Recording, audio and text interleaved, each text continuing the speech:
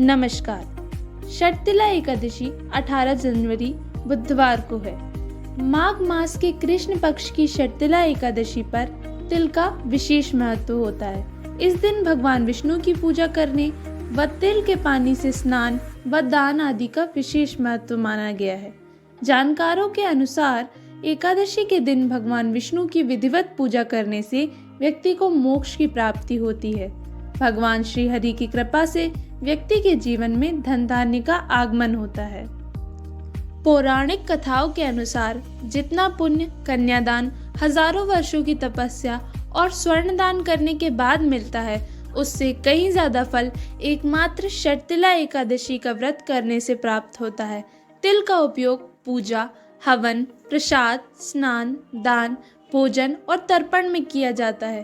तिल के दान का विधान होने के कारण यह षटतिला एकादशी कहलाती है।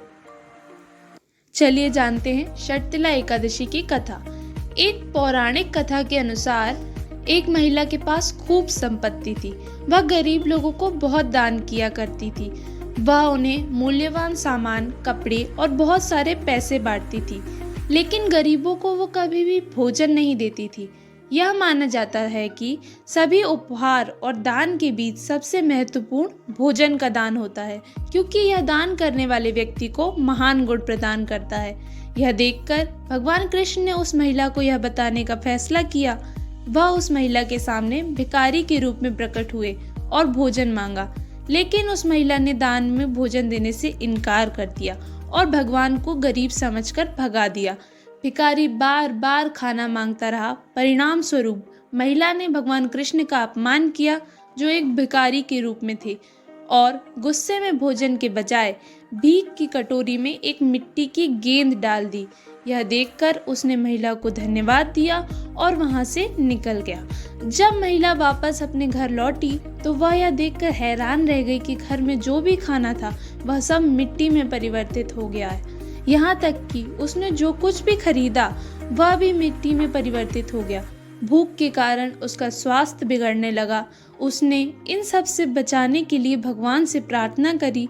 महिला के अनुरोध को सुनकर भगवान कृष्ण उसके सपने में प्रकट हुए और उसे उस दिन की याद दिलाई जब उसने उस भिखारी को भगा दिया था, और जिस तरह से उसने अपने कटोरे में भोजन के बजाय मिट्टी डालकर उसका अपमान किया था।